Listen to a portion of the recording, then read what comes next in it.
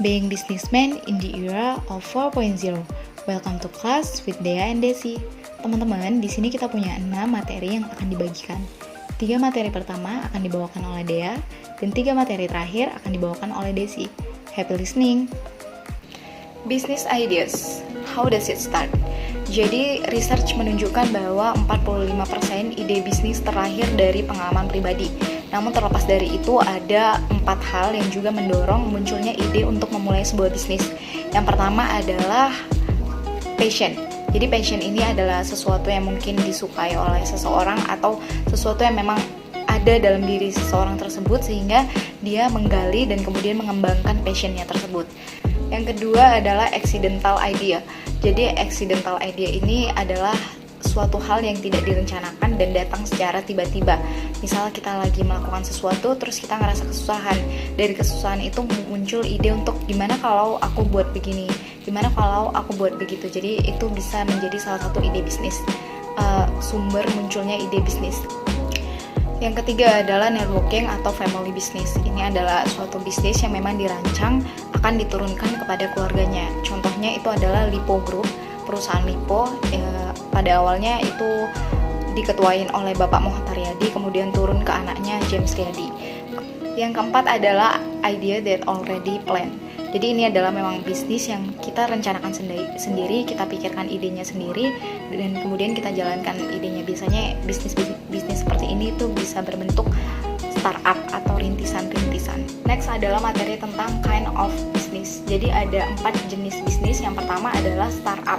Startup ini berarti bisnis yang dirintis sendiri. Biasanya idenya lahir dari ide bisnis yang memang direncanakan, seperti yang saya sebutkan tadi. Yang kedua adalah buys others business. Jadi ini adalah jenis dari bisnis di mana si businessman membeli perusahaan orang lain, perusahaan atau usaha orang lain. Di jenis ini ada beberapa hal seperti akuisisi atau merger. Kalau merger itu seperti sama dengan Gojek dan Tokopedia menjadi GoTo. Kemudian kalau akuisisi itu sama seperti Meta atau Facebook yang melakukan akuisisi terhadap Instagram atau WhatsApp. Jadi si Mark membeli 2 perusahaan itu. Yang ketiga adalah franchising. Jadi franchising ini dalam bahasa Indonesia istilahnya waralaba. Ini adalah ketika kita membeli hak usaha dari suatu bisnis. Biasanya bisnis-bisnis yang memang sudah besar, kayak misalnya MCD, KFC, atau outlet-outlet seperti Chatime dan lain-lain. Dan yang keempat adalah family business. Family business ini jenis bisnis yang memang tertutup, jadi memang biasanya akan diturun-turunkan ke keluarga-keluarganya sendiri. Proses of starting a business. Jadi ada 5 proses dalam memulai bisnis yang coba kami konklusikan. Yang pertama adalah idea and willingness. Jadi ketika sudah tercipta idenya, maka yang harus dikokohkan adalah kemauan untuk menjalankan bisnis tersebut. Yang kedua adalah capital.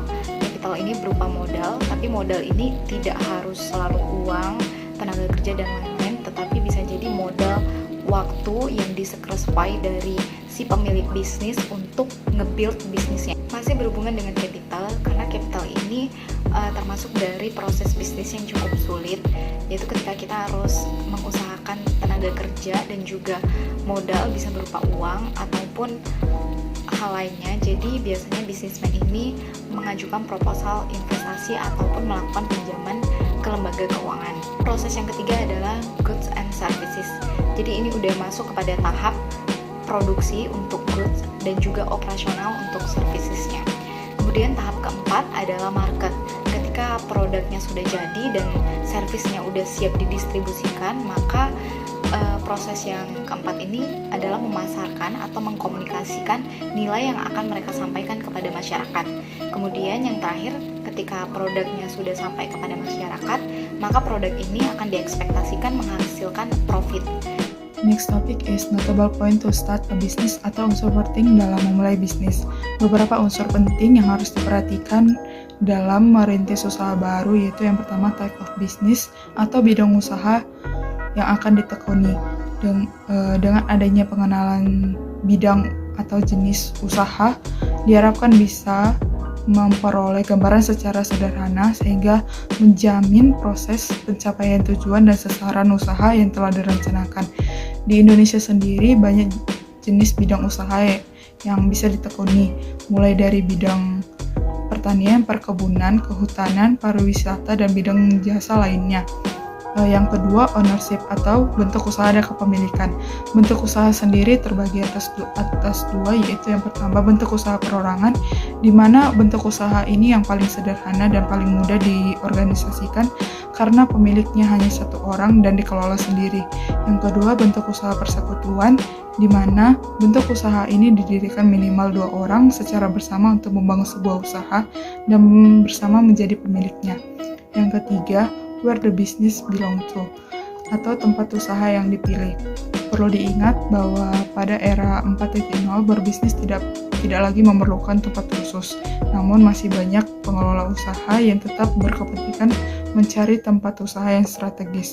Dalam bisnis digital, tempat usaha tidak diperlukan lagi karena konsumen bertransaksi secara online. Yang terakhir, organisasi atau organisasi yang akan dipilih.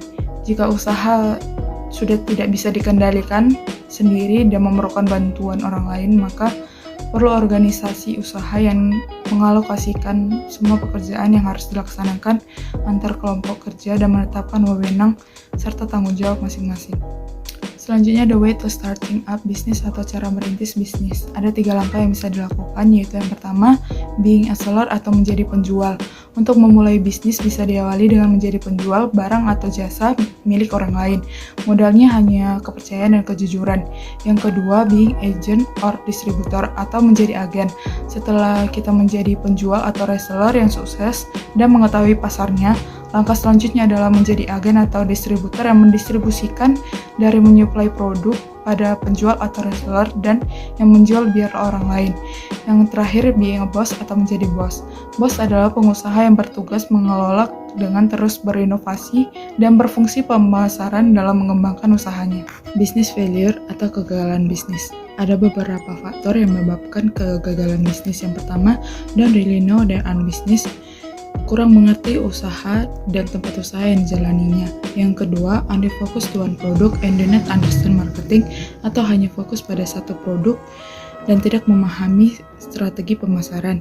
Yang ketiga, do not understand how to manage the raw material, kurang memahami dalam penggunaan dan pengadaan bahan baku dan sarana.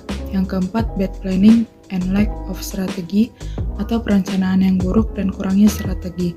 Yang kelima, losing control of finance atau kehilangan kendali keuangan. Dan yang terakhir, weak leadership atau kepemimpinan yang lemah. Demikian pemaparan materi yang bisa kami sampaikan mengenai being businessman in the era of 4.0. Bila ada kesalahan dalam pengucapan kalimat, mohon dimaafkan. Terima kasih.